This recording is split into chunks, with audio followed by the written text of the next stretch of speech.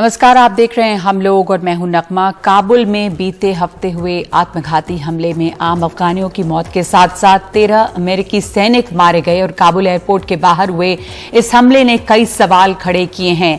America ने ये वादा किया कि वो पलटवार करेगा और चेतावनी दी और उसके बाद बदले की कार्रवाई हुई जिसमें ड्रोन अटैक हुए और उसमें इस्लामिक स्टेट खोरासान के लड़ाके मारे गए। खबर यह भी है कि अमेरिका ने एक और हवाई हमला किया है और इसमें भी इस्लामिक स्टेट खुरासान के लड़ाकों को निशाना बनाया गया है जो कि एयरपोर्ट पर ही और आत्मघाती हमला करने की कोशिश में थे।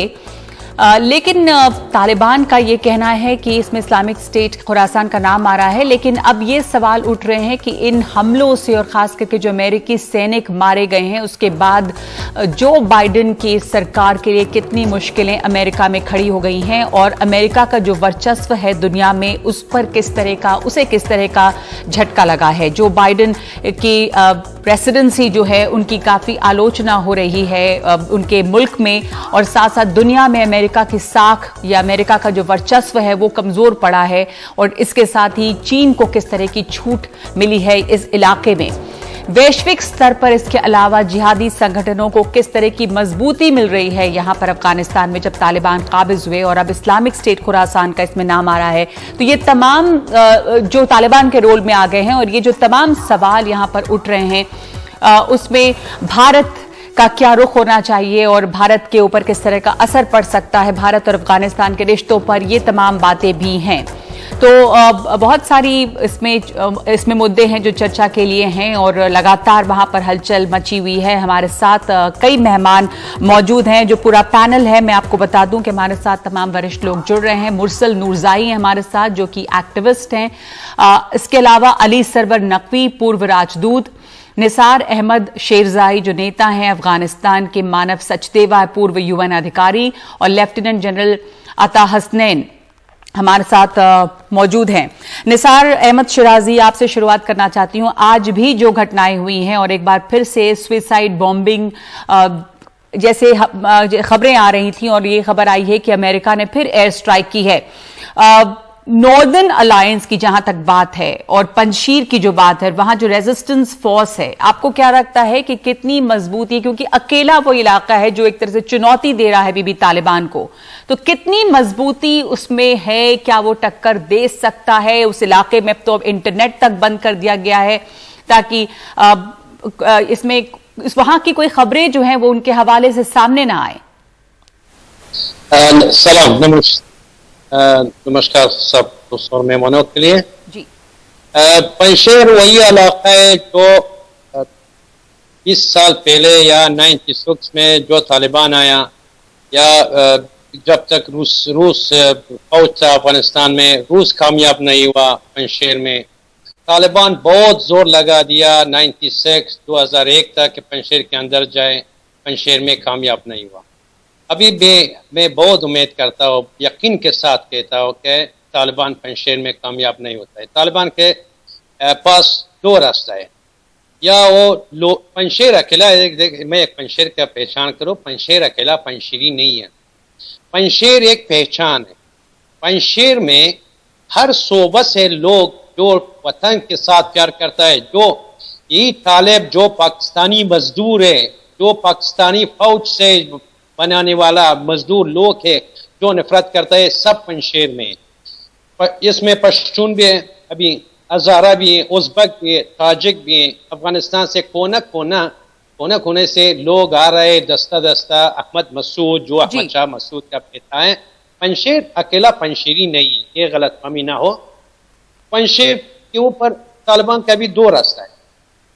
तालिबान मजबूर है कि अफगानिस्तान का लोग का बात माने और एक अच्छा सरकार उसमें अफगानिस्तान का सब अक़वाम उसमें हो, ताजिक, पश्तून, हजारा, उज़्बेक, हजारा, तुर्कमन, सब अफगानिस्तान का लोग उसी सरकार में हो जी, वरना तो पंजशीर के मुकाबले जंग नहीं कर सकते। ठीक है, लेकिन आपको क्या लगता है लेफ्टिनेंट जनरल सईद अता हसनैन के पंजशेर में जिस तरह की रेजिस्टेंस फोर्स खड़ी हुई है, अहमद मसूद हो, अमरुल्लाह सालेह हो, इनको एक ये भी खबरें आ रही हैं, एक एनालिसिस या लोगों की जो जानकार हैं उनका ओपिनियन ये है कि अमेरिका को इनको रिकग्नाइज करना चाहिए था और सैंक्शंस लगाने चाहिए थे उन मुल्कों पर जहां से इन आतंकवादियों को मदद मिल रही है।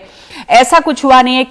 किस तरह का सपोर्ट दूसरे मुल्कों का यहां पे मिल रहा है और अपने आप में कितनी मजबूती से ये रेजिस्टेंस फोर्स जो हैं टक्कर दे सकते हैं तालिबान को? अमेरिका को या दूसरे मुल्कों को किस तरह की मदद करनी चाहिए थी, इन्हें रिकग्निशन देना चाहिए था? नगमा जी, पहले तो शुक्रिया बहुत बहुत अपने प्रोग्राम में शामिल करने के लिए। दूसरा, आपका सवाल जो है बिल्कुल एक मिलिट्री ताल्लुकात है इसकी सवाल की। तो मैं आपको यह बता सकता हूं कि पंजशेर का इतिहास तो यह है कि यह रेजिस्टेंस जो है बड़ी मजबूत होती है, बड़े जज्बे के साथ यहां लोग मिलकर और लड़ते हैं। मुझे पूरी उम्मीद है कि वही जज्बा इस दफे भी पैदा हुआ है पंजशेर में। लीडरशिप उनके लिए कायम है। मगर जब भी रेजिस्टेंस होती है इस तरह की लड़ाई में, याद रखिए चंद एक चीजें होती हैं। एक तो रिसोर्सेज होते हैं जिसमें आपको पैसा, हथियार, साथ में ह्यूमन रिसोर्सेज होनी चाहिए, एक तरह का की आइडियोलॉजी होनी चाहिए जो कि मौजूद है बहुत हद तक यहां पर। मगर एक चीज जो फॉरेन असिस्टेंस, वो निहायत जरूरी होती है। मैं समझ रहा हूं कि इस वक्त पंजशेर क्योंकि घिरा हुआ है तकरीबन, ये फॉरेन असिस्टेंस इतनी आसानी से नहीं आ सकती। अब आप देख रहे हैं कि इंटरनेट वहां पर डाउन कर दिया है, जिससे कि कनेक्टिविटी बाहर की दुनिया के साथ भी अब कम हो गई है। तो मुझे तो मैं तो चाहता हूं कि जितना हो सकता है यहां पर पंजशेर के अंदर रेजिस्टेंस उभरे और ज्यादा बढ़े। आपने कहा कि अमेरिका को यहां पूरा असिस्टेंस देना चाहिए। मैं भी समझता हूं कि अमेरिका असिस्टेंस दे रहा है, शायद इसका ऐलान अभी नहीं कर रहा है। और सैंक्शंस का जहां सवाल आता है, ये अभी जरा जल्दबाजी होगी कि सैंक्शंस इमीडिएटली लग जाएं। हाँ। मगर क्योंकि अमेरिका अभी भी कुछ हद तक हक्का बक्का है इस रेड के बाद भी और तालिबान की जीत के बाद भी, तो जो भी डिसीजन मेकिंग अभी जो बाइडेन कर रहे हैं, मेरे ख्याल में थोड़ी उसके अंदर धीरापन आ जाएगा। हाल में थोड़े दिनों के बाद अगर पंजशेर वैली का रेजिस्टेंस सक्सेसफुल हुआ, कुछ हद तक भी सक्सेसफुल हुआ, हम देखेंगे कि दुनिया की ताकतें जो है इसके पीछे अपना जोर जो है वो लगाएं। जी, मैं वापस आऊंगी इन सवालों पर कि किस तरह से जो आतंकी गुट भी हैं, क्या उनमें फर्क करना आप सही है कि तालिबान जो है वो अचानक अच्छा हो रहा है और इस्लामिक स्टेट खुरासान का नाम सामने आ रहा है, और या ये सब मिले जुले हैं? लेकिन मुरसल नूरजाई, पहले मैं आपके पास आना चाहती हूं, आपकी प्रतिक्रिया, आपके रिएक्शंस के लिए। अमेरिका ने जो कार्रवाई की है, अभी वापस वो एयर स्ट्राइक्स हो रहे हैं, पर अमेरिका के निकलने से और जिस तरह से अमेरिका निकला है, जैसी अफरा तफरी अफगानिस्तान में देखी गई है, यह भी कहा गया कि उन तमाम लोगों को एक तरह से धोखा दिया गया जो अमेरिका के साथ रहे, और जो फैसले अभी भी लिए जा रहे हैं अमेरिका के जरिए, आप उसे कैसे देखती हैं? जो बाइडेन की काफी क्रिटिसिज्म हो रहा है उनके अपने मुल्क में भी कि अमेरिकी सैनिक भी मारे गए हैं, इतने सारे अफगानी नागरिक मारे गए हैं वहां पर, और अब वो तालिबान के साथ मिलकर काम करने की बात कर रहे हैं। बिल्कुल, बहुत बहुत शुक्रिया मुझे शो में इनवाइट करने के लिए। मैं यहाँ पे एक कोट करना चाहूंगी रिटायर्ड जनरल डगलस लूथ का। इंग्लिश में है तो ये मैं इंग्लिश में कोट करूंगी ताकि उसकी समझने में कोई परेशानी ना हो, वर्डिंग्स चेंज ना हो। तो 2015 में उन्होंने बोला था कि what are we trying to do in Afghanistan? We didn't have the foggiest notion of what we were undertaking. और उसको वो furthermore कहते हैं कि we didn't have a strategy. We did not know who the enemy was, who to fight, and all these years we have only lied to the American people. तो जब एक retired general ये सब बातें बोलते हैं तो उससे साफ साफ पता चलता है कि फर्स्ट ऑफ ऑल ये पूरा जो अमेरिकन वॉर था, इसकी स्ट्रेटेजिक बेसिस ही बहुत बेमानी थी, और अगर कोई मानी था भी तो इसमें बहुत इनोसेंट लोग मारे गए, क्योंकि उन्होंने ये पूरा स्ट्रेटेजाइज जिस तरह किया उसकी वजह से उसका कोई फायदा नहीं हुआ। क्योंकि हम लोग देख रहे हैं कि एक तालिबान के साथ फाइट करके उसको दूसरे तालिबान के साथ रिप्लेस कर दिया गया। बहुत सारे अफगानी अफगानिस्तान के जो लोग हैं, इंक्लूडिंग माई सेल्फ, एक सेंस ऑफ बिट्रियल लोगों के अंदर आ गई है, क्योंकि जो लोग अफगानिस्तान में रहते हैं उन लोगों की बहुत सारी उम्मीदें थी अमेरिकन गवर्नमेंट से, American laws and regulations and human rights वगैरह से। और यहाँ पे मेनली सबसे ज्यादा जो इम्पैक्ट पड़ा है वो है बच्चों और औरतों पे, क्योंकि सबसे ज्यादा उनकी जिंदगियों में असर पड़ रहा है। जहां तक एक्सट्रीमिस्ट ग्रुप के, और जहां तक अभी जो फिलहाल का सूरत हाल है, अगर इन एक्सट्रीमिस्ट ग्रुप, मैं तालिबान से स्टार्ट करूंगी कि अगर तालिबान को वर्ल्डली रिकग्निशन मिल जाती है तो उसका असर क्या होता है? उसका इम्पैक्ट ये होगा कि दुनिया में जितने भी सारे एक्सट्रीमिस्ट ऑर्गेनाइजेशंस हैं उनको एक बहुत ही कॉन्फिडेंस मिल जाएगा, उनको एक पहचान मिल जाएगी। एक ऐसी ऑर्गेनाइजेशन जिसके खिलाफ पिछले 20-40 सालों से लड़ाइयां हो रही हैं, जिसकी वजह से इतने सारे आर्मी के लोग मरे, जिसकी वजह से इतने सारे इनोसेंट लोग, गरीब लोग और जिन लोगों का कोई कसूर नहीं था वो लोग मरे, इतनी खवातीन और बच्चों को अपनी जानें देनी पड़ी, वो लोग मरे, और अभी एकदम से उनको रिकग्निशन मिल जाए तो ये बहुत ही एक अनफेयर पॉइंट है। और एक और चीज जो बहुत इंपॉर्टेंट है कि, और मेरा ये क्वेश्चन अमेरिका से है कि वो क्यों, क्योंकि हम सबको पता है कि तालिबान कैसे ओरिजिनेट हुई, कैसे बनी, by providing resources to Pakistan and via Pakistan it went to Afghanistan, ठीक है जी, तो ये जी, अभी तक ये resources क्यों प्रोवाइड कर रही है यूएस पाकिस्तान को? and when I'm saying Pakistan, it doesn't mean the innocent people of Pakistan, it literally means the ISI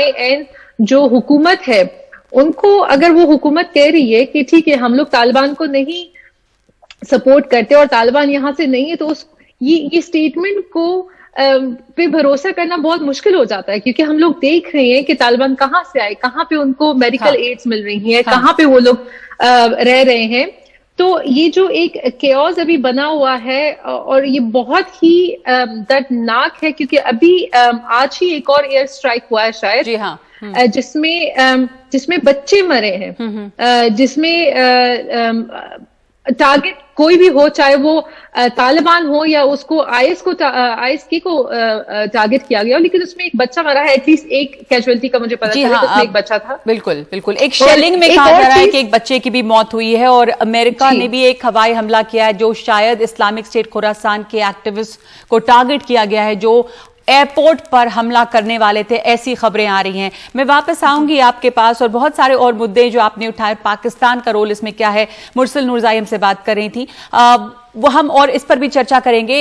एक ब्रेक लेना है इस वक्त हमें, और ब्रेक के बाद अब इस बारे में बात करेंगे कि क्या ये जो अलग अलग आतंकी गुट हैं और इनको जो मदद मिल रही है, उनमें फर्क करना कि कौन तालिबान है, कौन इस्लामिक स्टेट खुरासान है, हक्कानी नेटवर्क क्या है, ये कहां तक सही है, और इससे किस तरह से एक वैश्विक आतंकी नेटवर्क को मजबूती मिल रही है अगर तालिबान को पहचान दी जाती है, अगर तालिबान को रिकग्निशन मिलती है। हमने देखा है कि चीन ने कैसे कहा है, उनकी मुलाकात भी हो चुकी है और उन्होंने कहा है कि वो उनके साथ काम करने को तैयार हैं। तो क्या सूरत होगी ऐसे में अफगानिस्तान की? एक ब्रेक के बाद लौट रहे हैं।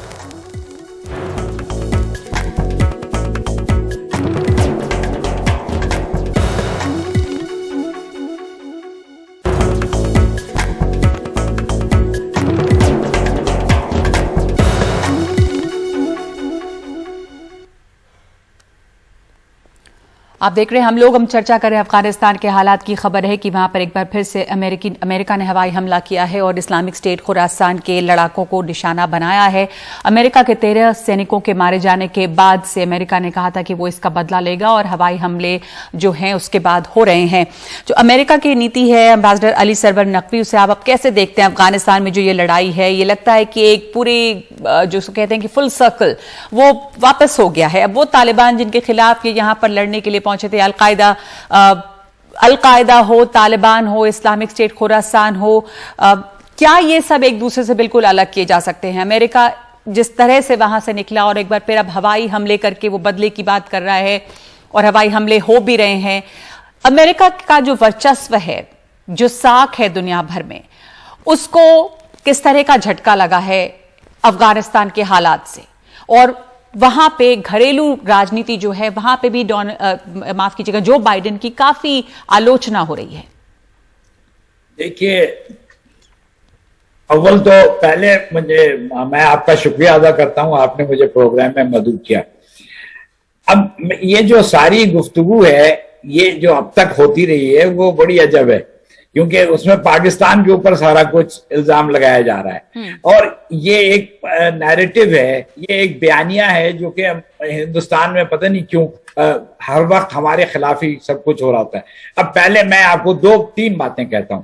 एक कि 2002 की बॉन कॉन्फ्रेंस जो थी, जिसमें ये सारा स्ट्रक्चर बना था, हुकूमत का, सदर इलेक्ट हुआ, पार्लियामेंट, सब कुछ, वो सारा स्ट्रक्चर जो है एक आर्टिफिशियल कंस्ट्रक्ट था, एक फेक मसनवी एक स्ट्रक्चर था जो कि 20 साल के बाद क्रैश कर गया, गिर पड़ा। और उसमें 2 पार्टीज अहम, एक अफगान तालिबान, उनको बाहर रखा गया, और दूसरे पड़ोसी मुल्कों में पाकिस्तान को बाहर रखा गया। ठीक है ना? अब ये फुल सर्कल की आप बात कर रही है, तो ये फुल सर्कल एक ये भी हो रहा है।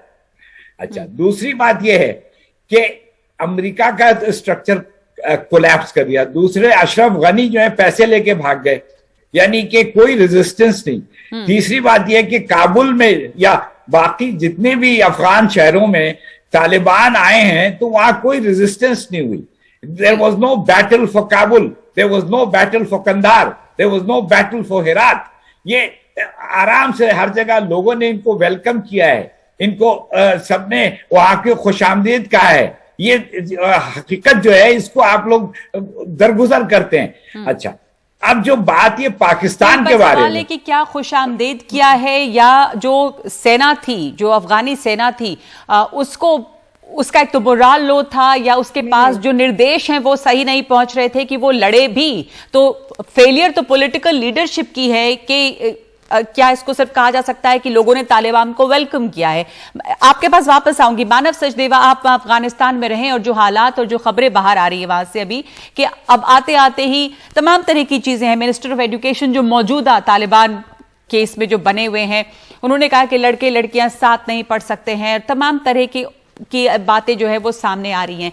अभी कुछ देर पहले ही मुरसल ने ये बात कही थी कि सबसे ज्यादा असर बच्चों पे और औरतों पे हो रहा है। अफगानिस्तान के हालात जो इस वक्त हैं, उस पर आपका क्या कहना है?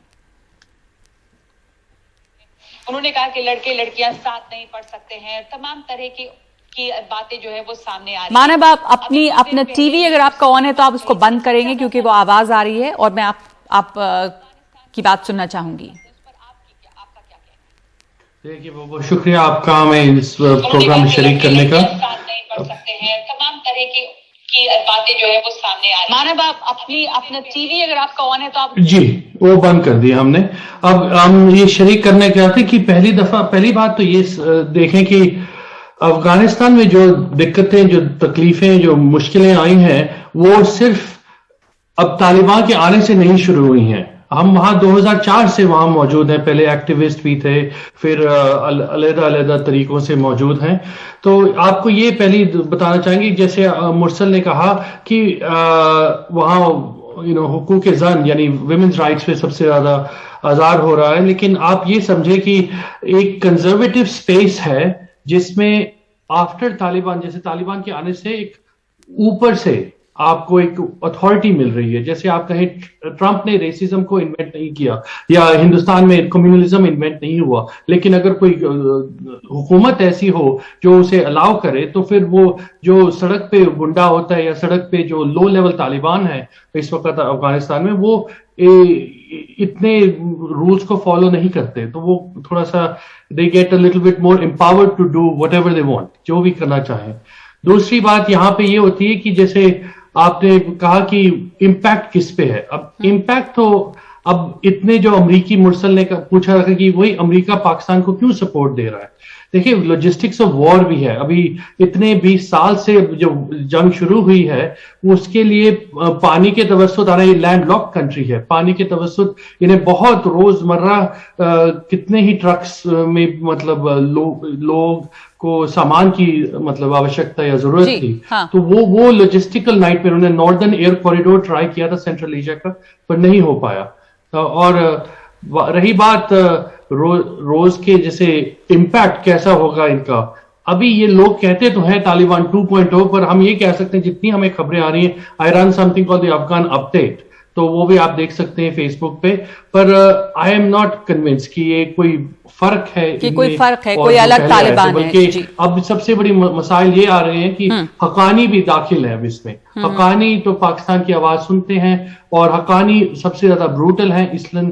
तो आप ये समझे कि कंदाहारी के साथ तो फिर भी उनका लिमिट था जस्ट टू कंट्रोल अफगानिस्तान, लेकिन हक्कानी जो है वो they are also a lot more, मतलब let's put it this way कि they can commingle between going towards the Taliban and going mixing with जी, आपने हक्कानी नेटवर्क की हक्कानी की बात की, आगे का सूरत हाल है बहुत मुश्किल है। बिल्कुल, जहां तक ये सवाल था मैं थोड़ा सा डिसएग्री करूंगा, ये नहीं है कि अतराफ में जो लोग थे वो उन्होंने वेलकम किया, खुशामदीद किया। साहिब मैं तो ये नहीं कह सकता, ये तो मजबूरी में तो सबको सलाम कहना पड़ता है, तो वो ये मजबूरियत है उनकी कि बिल्कुल नहीं तो आप अगर एयरपोर्ट नहीं, ठीक है हम मानते हैं कि मानव आपने जो एक मिनट आपने जो कहा है, आपने हक्कानी का भी नाम लिया है। हमारे साथ जो मेहमान और मौजूद है निसार, आप कुछ कहना चाह रहे हैं इस पे? जी, मैं पहले अफसोस करता हूँ कि मैं पहले मुझे मालूम नहीं था कि इधर आपके शो में एक पाकिस्तानी भी है। अगर मैं समझाता था कि एक पाकिस्तानी में इस शो में नहीं आना था, इससे कि पाकिस्तानी झूठ बोलता है, तालिबान की साय देता है, सच नहीं बोल सकता है, सच जानता है सच नहीं बोल सकता है। बहुत अफसोस है, बहुत बुजुर्ग आदमी भी है। पाकिस्तानी से एक मिनट, मेरा नंबर है जी, बोलिए। जी देखो, डोंट अटैक इंडिविजुअल्स। मेरी बात सुने, आप अपनी बात बोलिए प्लीज। निसार, आप अपनी बात बोलिए। देखो, जब अफगानिस्तान में डेमोक्रेटिक पीपल पार्टी का सरकार था, आपने मुजाहिदीन को क्यों जगह दिया, क्यों सपोर्ट किया, क्यों ट्रेनिंग कैंप पे जितना पेशावर में मुजाहिदीन का कम था? दूसरा, पाकिस्तान के पास क्या है? तक ये ड्यूरन लाइन हमारा है।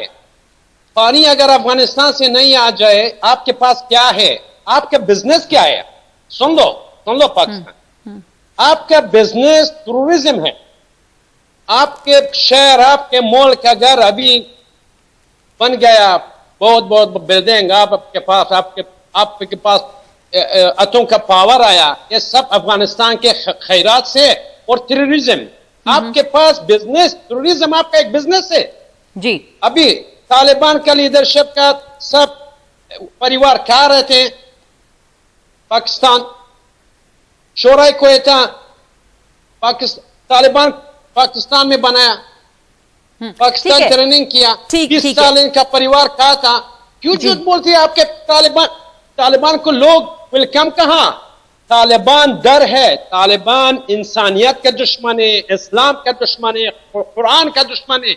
एक रिएक्शन, आपने जितनी बातें कही हैं निसार अहमद शेरजाई, अली सरवर नकवी को मैं एक रिएक्शन के लिए वक्त देना चाहती हूँ। एक सेकंड, हमने आपकी बात सुनी और ये भी कि यूएनएससी की हालिया रिपोर्ट है, ये अली सरवर नकवी के अल कायदा हो या ये इस्लामिक स्टेट खुरासान हो या तालिबान हो, इनको बहुत अलग नहीं किया जा सकता। और तहरीक तालिबान पाकिस्तान जो है उसको भी बहुत अलग करके देखना जो वो मुमकिन नहीं है। वहां पे उसे कुचला गया पाकिस्तान में, पर अफगानिस्तान में उसे शह दी गई है। आपने बातें सुनी अभी निसार अहमद की भी, आप उसके ऊपर क्या कहेंगे? देखिए, बात यह है, लेट मी एक्सप्लेन। आप देखिए, एक रॉबर्ट कैपलन एक मशहूर हिस्टोरियन भी है, एनालिस्ट भी है, उसकी एक किताब है लॉलेस फ्रंटियर्स। लॉलेस फ्रंटियर्स में बहुत से मुल्कों में ऐसा है कि उनके फ्रंटियर्स जो हैं वो कंट्रोल में नहीं होते हैं। हमारे यहाँ भी ये होता रहा है, लोग आते, जब हमने 30 लाख अफगानियों को पनाह दी तो उसमें बहुत से ऐसे लोग भी थे जो कि दहशतगर्दी करते थे, ये कोई ऐसी नई बात नहीं। अच्छा, अब बात यह है कि हम लोग इसमें अफगानिस्तान में अमन और इस्तेहकाम चाहते हैं, लेकिन मुझे पर्सनल अटैक कर रहे हैं, पाकिस्तानी को क्यों बुलाया, मत बुलाइए, मैं चला जाऊंगा। I mean I don't seek position in these discussion programmes.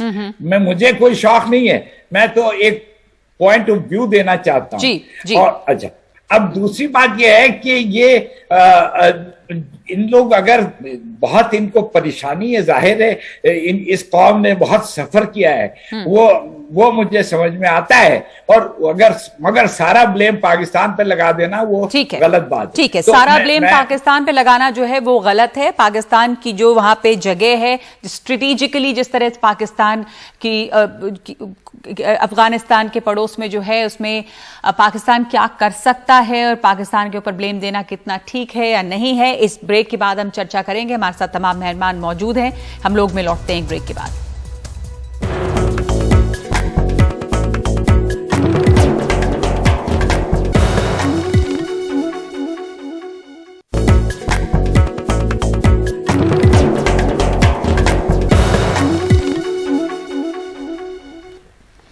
आप देख रहे हैं हम लोग चर्चा कर रहे हैं हम अफगानिस्तान की। मुरसल नूरज़ाई हमारे साथ हैं। मुरसल, मैं आपके रिएक्शन चाहूंगी। अली सरवर नकवी को आपने सुना कि पाकिस्तान को ब्लेम करना किस तरह से पूरी तरह ठीक नहीं है, और निसार अहमद शेरज़ाई को सुना आपने पाकिस्तान पर जो वो के रोल के बारे में जो बातें कर रहे हैं। इस बीच आयशा सिद्दीका जो बहुत ही जानी मानी मिलिट्री एक्सपर्ट भी हैं, उन्होंने ये ट्वीट किया था कि पाकिस्तान के जो नेशनल सिक्योरिटी एडवाइजर, उन्होंने कहा है कि risk a second 9/11 if you don't recognize Afghanistan new leaders. कैसे देखती हैं आप इसको और पाकिस्तान के रोल को? इस ट्वीट के बारे में तो अभी तक फिलहाल नहीं मुझे ज्यादा इंफॉर्मेशन, लेकिन मैं जरूर जो जनाब ने बात की है मैं उनको ये जरूर बताना चाहती हूँ कि इन्होंने एक कमेंट किया कि अफगानिस्तान के बॉर्डर्स या प्रोविंसेस में जो लोग हैं उन्होंने तालिबान को वेलकम किया है। So sir, I am very sorry, आप इन्फॉर्म नहीं है। कोई भी ये नहीं चाहेगा कि एक्सट्रीमिस्ट आके उनके घर उनसे छीन ले, उनके बच्चों को मारे, उनके औरतों के साथ रेप करें और उनकी बेटियों के साथ जो कि अंडर एज है जबरदस्ती शादियां करें और उनका घर मकान सब छीने जो पिछले बहुत सालों से, बहुत मेहनत से, बहुत मजदूरी से लोगों ने कमाया है।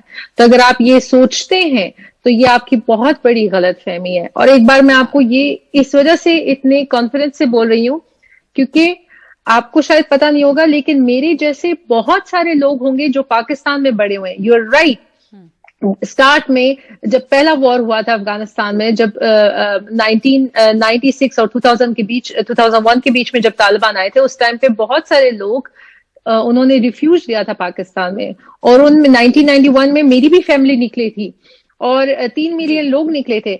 लेकिन सर, जितने भी रेफ्यूजीज वहां पे थे वो उनको European plus western plus US fundings मिली थी रिफ्यूजीज को रखने के लिए, और इसका प्रूफ है पूरी दुनिया में। इवन नाउ, इवन अभी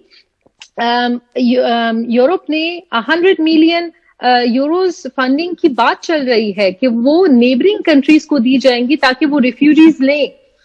तो मैं आपको ये बता दूं कि मैं पाकिस्तान में बड़ी हुई हूँ और मैं डेली मिली तराना पढ़ के बड़ी हुई हूँ और मेरा बचपन वहां पे गुजरा है। मुझे पाकिस्तान के लोगों से मोहब्बत है, लेकिन इसका मतलब ये नहीं है कि इंसान हकीकत से मुंह मोड़ ले, हम अपने आंखों में पट्टी बांध लें और ये सोच लें कि नहीं, बस जो हम ठीक समझते हैं बस वही ठीक है। इतने सारे लोग मरे। और एक और चीज मैं आपको बताऊं कि नगमा, आपने एक बात कही कि वेदर तालिबान एंड आईएस के ये अलग अलग हैं, इनका कोई डिफरेंट, ये सब एक ही हायरार्की के नीचे चल रहे हैं जी। ये सब इनका एक ही लीडर है। अभी ये जो अफगानिस्तान में अटैक हुआ है रिसेंटली, इतने दिनों में क्यों नहीं हुआ? ये जब 31 अगस्त की एक्सटेंशन, इवैक्यूएशन एक्सटेंशन की बात चल रही थी, ताकि लोगों के ऊपर प्रेशर पड़े, ताकि लोगों के अंदर एक फियर, एक डर आ जाए, उसकी वजह से ये एक सिनारियो प्ले किया गया।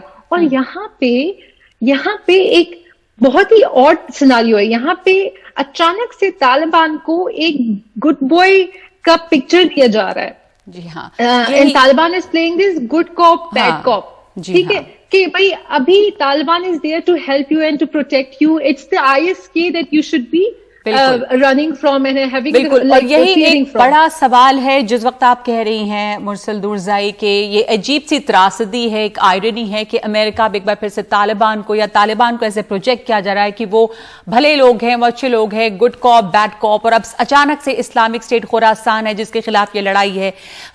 ये बातचीत जो है आगे बहुत हो सकती है, लेकिन इस वक्त हमारे पास इतना ही वक्त है। बहुत बहुत शुक्रिया आप तमाम लोगों का हमारे साथ इस चर्चा में शामिल होने के लिए। अफगानिस्तान के जो हालात हैं वहां पे लगातार फिक्र बनी हुई है और हमारी नजर इस पर रहेगी। फिलहाल इस वक्त इस चर्चा में इतना ही। बहुत शुक्रिया आप लोगों का।